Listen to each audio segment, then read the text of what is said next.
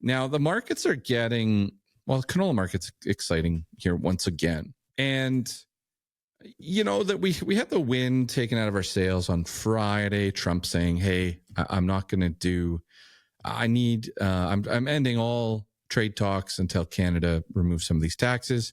The market sinks. Before that, I feel like the market got a little bit bored with the headlines, the 45Z stuff, crop conditions across the prairies. I kind of got a little bit bored of that. And then away we went on Sunday. Carney came out and said, oh yeah, we're going to scrap this technology tax.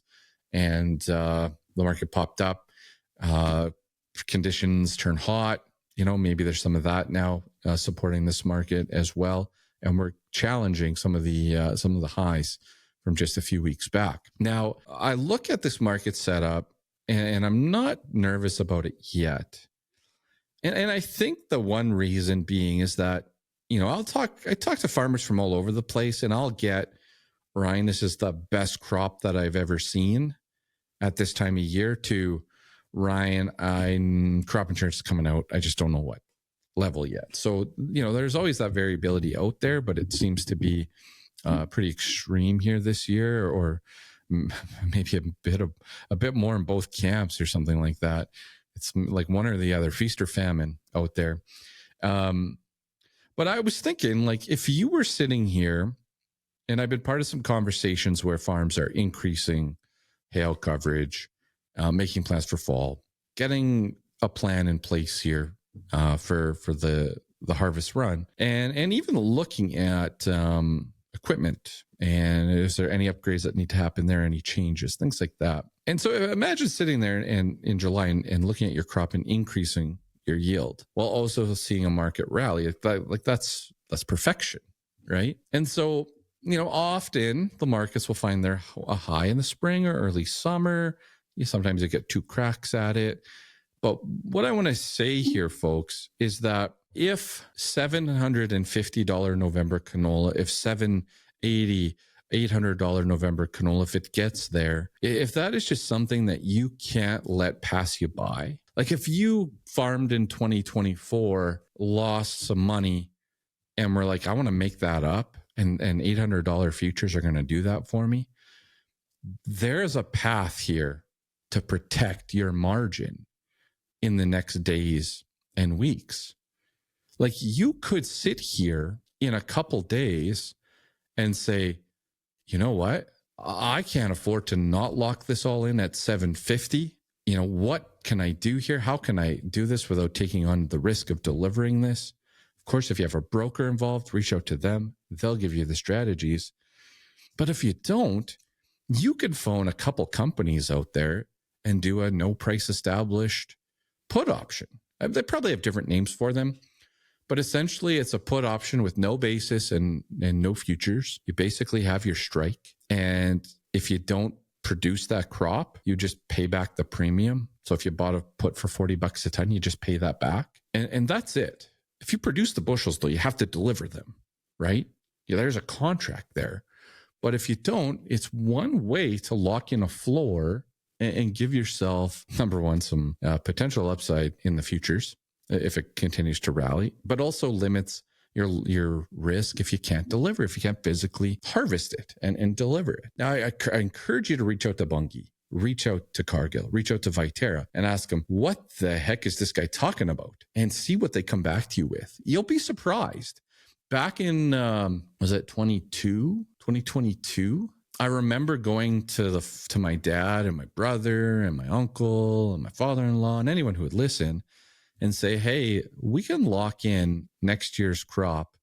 I think the strike was 1,000, no basis, no futures, no delivery risk. We could lock it all in at 1,000, call it good. And we didn't, should have, we didn't, but it's out there. And for me, like, if you're sitting here saying, man, I can't turn this away, like I need to figure this out, you got some work to do here. You got some phone calls to make. You got some, get your pen and paper out here, do a little scratching, figure out your strategy. But there's a path here to lock in this rally, leave your futures upside open, but also not have that delivery risk. Okay. I'm calling it the big, beautiful put because not that I want to put all my eggs in one basket, but to me, it's an interesting setup for this market. And it wouldn't surprise me if the high is established here shortly, or maybe it already has been, and that you can execute this. So on wheat, not exciting. Soybeans, corn, not exciting there either.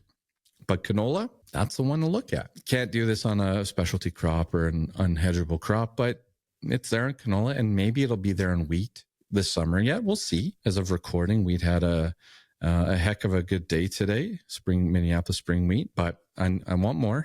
I want more out of you, wheat market. Let's go. But it's there for canola. And so talking to a farm today, we were just looking at, his first sales being done, call it 20% or whatever it was, 25%. And, you put some there at 14.50, 15. And then, looking at locking this in using this put strategy, and his average price, it was going, in the high 16s, and on a farm where yield is increasing right now. So again, I don't know. I think there's something there, something to think about. And if you want to jump on board, we haven't made any t-shirts yet with the big, beautiful put, but if it works out, we'll definitely make some t-shirts in the future. I would say, folks, from a marketing perspective, I'm going to talk about this at Egg in Motion. They're giving me a microphone at Egg in Motion, or I'm going to just talk really loud, but I'm going to do a little presentation, and I'm going to just talk about how, your crop marketing plan, you set up your plan. And for me, there's strikes involved, there's dates involved. There's also the ability, though, to pivot and to make adjustments throughout the growing season. I'm on record on this show saying, hey, we weren't getting any rain at all. We're in mid-June. We bought call options. We're protecting some sales that we made, protecting against a buyout. We have some of those running right now. I'm not saying we didn't buy them perfect, guys. I didn't buy them on the exact dip, and I didn't sell them at the exact high, but we got a little action going in those, and we bought those because we were worried about, the buyout and the production side. Now we see rains happening. Our crops are getting better. And so we're still not at the point where we want to make physical sales. Put options are definitely our friendlier strategy right now. We're doing some of that here as well. And then, as we get comfortable selling, then we may unwind some of those calls, selling physical. We may do a bit of physical and do some puts, but it can evolve and it can change. What I want to say here in my crop marketing plan is chatting with a Lunchbox crew member this week and just saying, man, we got a little bit of this done. We were aggressive on our feed barley. Got some oats done, got some flax done. But it just seems like we didn't get a lot done, that once we got to this dry end of May and into June, we just couldn't do much. And I just realized that crop marketing plans, they do pivot and evolve. And even though I want to be 30% sold by a certain date, it doesn't always happen that way. And you have to be okay with that. I'm not saying you just sit on your hands. I'm saying we have a plan, but we're willing to work the plan, tweak the plan, and you're still looking to execute the plan.